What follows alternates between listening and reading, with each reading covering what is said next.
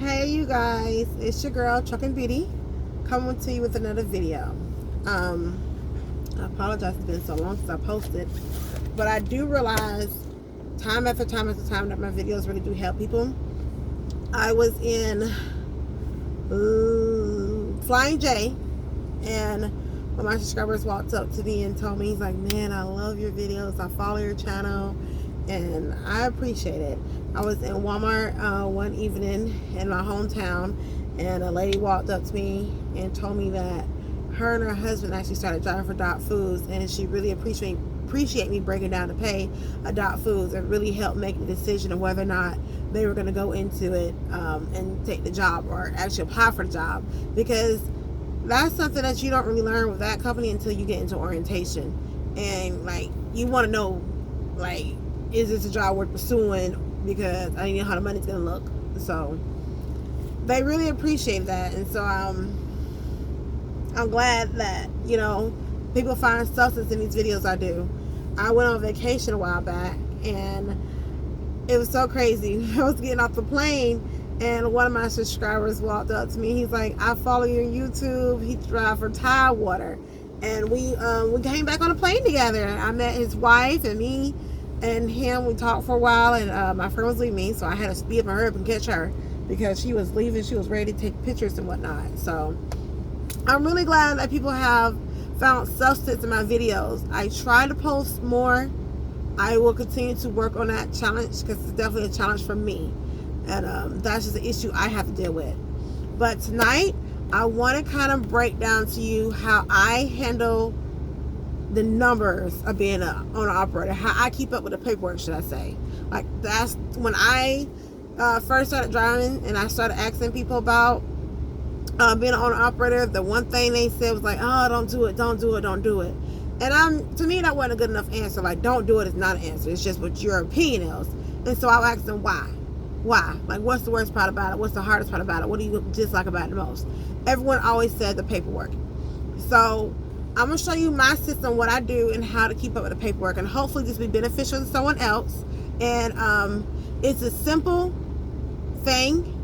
It can be a lot if you let it, but it's really not that bad. My papers go in 2 places, and that's it. So what I do is, every time I get a load, they give me a load with a cover sheet. See, there's nothing on here you can't see. So they give my load with a cover sheet like this, right? And I'll take my cover sheet, I'll take my tank slips, like my cleanout slips, I'll take my paperwork to pick up my bill of lading, and my company bill, and I will just fell off, clip it together, all of it together with an envelope, with a solid envelope, right? And on this envelope, I usually write the load number, the destination of where I'm going. I know these lights are really bright, this white envelope. The destination that I'm going to, the day's date, what the load pays, like the line haul of the load, because we get paid here on percentage of the load. So I write the line haul of the load, I write the fuel surcharge, and then I'll do the math, and I also write on here what the load pays to my truck. Then I also go down and I write the mileage there and the mileage back, because I take everything out and back, because it comes back into the port. So I write all that on the envelope. Then when I go get fuel or whatnot, and I use my card for fuel, I keep all my fuel receipts inside my envelope. I keep all of my receipts for food inside my envelope. That's what goes inside my envelope. And it's labeled with when it was, where it was, everything's all labeled on the envelope. Then I also, when I get back to the terminal, I complete a load, I make copies of my paperwork, and I'll put that inside the envelope as well, because if they don't pay me, something's gonna go down. And I got my documentation that I completed this load, where it went, how much it was, and all this other stuff. I don't never accept the load without asking first, what does it pay? Always. I never take a load without knowing what to pay. To me, that's just crazy. Because what you need to do is, you need to have a number in your head that you know you need to make productive each week. Whatever that number is, you know, you might need to take, like some people say, you might need to take home A lot of drivers do $1,000 a week. I don't, but a lot of drivers do. That's a very common number I hear drivers say they pay themselves. So, for example, if you're a driver and you want to pay yourself $1,000 a week, what do you want to pay your business first? Because if you pay yourself out of your business, if you want to make 1,000, then that means your business need to make 3,000. In my mind. Okay, that's to me, that makes good number sense. So I take all those papers and put it together. When I get done my load, I'll take this big envelope, this big down, and for a whole month, I add all those envelopes together with all the loads I've done for the month. Okay? Like so. I'm not going to show you what all this stuff is, like what's on it, because I have written like the mileage and stuff on it. So like, but if you see, yeah, I'm not going to show you that. I got numbers on it, so I'm not going to show that. But you see this, like, not working. Let's see. Not working. Lighting is not working. But, okay, that's a little better. That's, well, not really. It's so much white. But you see this, like, inside here, I have paperwork from the load I did. You see? I folded my paperwork up and put it in there. I have my receipts. You see? Palette. I have my receipts for everything. I have everything I need. That's more paperwork in there.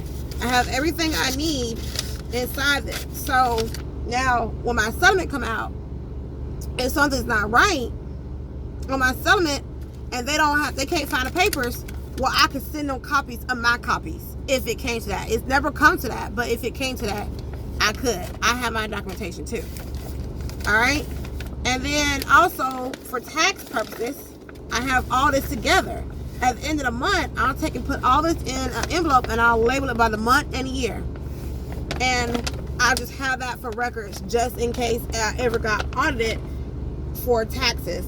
I have receipts. When you put your receipts in the envelopes like that, the ink doesn't fade off so bad. And that's just for the paper copy. This is my first year owner-operator, so right now I'm running papers. I'm keeping papers right now. Now next year, we'll change this system out. But right now is my first year. That is why I'm doing it paper style. I'm trying to gradually get into this. This has worked for me so far. I have not had any issues with it. I'm not uploading receipts and such now. But later on, you know, when it comes to that point, I'll try to bring y'all back and let y'all know. Then the last thing I do is I keep a counter. And even if I was uploading stuff and not doing the papers, I would still keep this counter. And what I do with this counter, I've changed over to another 2000. I started changing to a 2019, 2020 counter. So I'm not using this counter anymore, but I don't have my other counter with me. It's at home, so it was beneficial. I still have this one in the truck. All right. So what I do with my counter is trying to find a good month that's not so scribble. All right, let's use February. Hopefully you can see this. All right, you see on here I've written stuff on the counter, right? There's stuff all through the days to the counter. All right, so let me just break it down. I know you can see a lot of blue. I don't know if you see pink check marks or not. Don't look like you can see the pink check marks. There's a pink check mark. Maybe you can see that, maybe not. I'll just break it down and tell you what it is. Let's say on the first of the month. The first of the month right there. What I do is I write down the load number, the destination where I'm taking the load to. I write down the line haul, the fuel, and the percent that it pays to my truck, like what my truck will take home afterwards. I write all that on the day I do it, the day it loads. And I keep that for the whole month.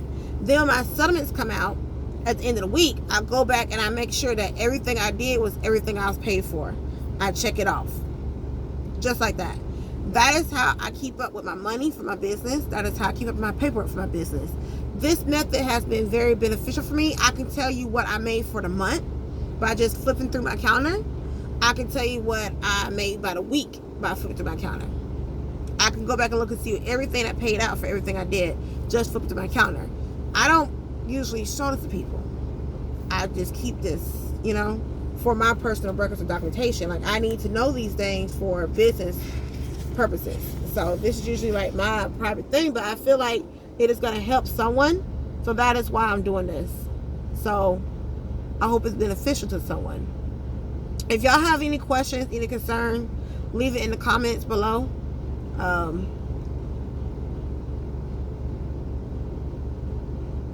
Yeah, just leave it in the comments below. I will try to answer all questions. Maybe this will be beneficial to someone. If you're out there and you found a different system that you think is beneficial, please share it. Share it with me, share with others. If you found a good system that you think is good for uploading your receipts and documents, share it with me. You know, I'm not above learning. Like, I will teach you, I will show you what I'm doing, but I still have growth through myself. This is my first year as an owner operator. I'm very proud and privileged to be where I'm at. I did not qualify for the jobs that I got when I got it. It is a true blessing from God that I'm in the position I'm in. And then I've only been driving. I hadn't even been driving 2.5 years, and I'm an owner operator. I'm not saying that to brag or boast. I'm saying that to say, if I can do it, you can do it. Period. It takes hard work, it takes dedication, it takes determination, it takes a lot of questions. I didn't know how to do none of this stuff. I never driven a tank before. I came with this company, I just started driving tanks. I never driven a 13 speed before. I bought a 13 speed, never even been inside a 13 speed. I bought a 13 speed truck. I watched a few YouTube videos, and I drove that truck from Mississippi back home to Georgia. Put it in my driveway. I drove all night. I waited till nighttime. I drove all night. Okay, from Mississippi back to Georgia. I got at my house at 6 o'clock in the morning. I backed that thing in my driveway, went inside, went to sleep. And it wasn't like I got a truck, I got a bed in the back, I can pull up and take a nap. No, I had to go all the way home because I bought this truck brand new from the dealership. I didn't have nothing in it. I put my suitcase in, and that was it. I ain't had no blankets, I ain't had no covers, no pillows. I had plastic on the stuff still. I bought my truck new. I had plastic on everything. It was not a comfortable kind of thing. You ain't gonna get no rest like that. But it's truly a blessing to be where I'm at. Maybe one day I'll post a video on that and tell you my whole story and how I got here. Okay, but it's a very emotional story, so it won't be tonight. Again, I hope this method helps you. This is what I do. If you have concerns, questions, let me know in the comments. I'll try to answer everything. I always reply back to my comments as soon as I see them. So just hit me up and let me know. Be blessed. Love y'all. Trucker Beauty signing out.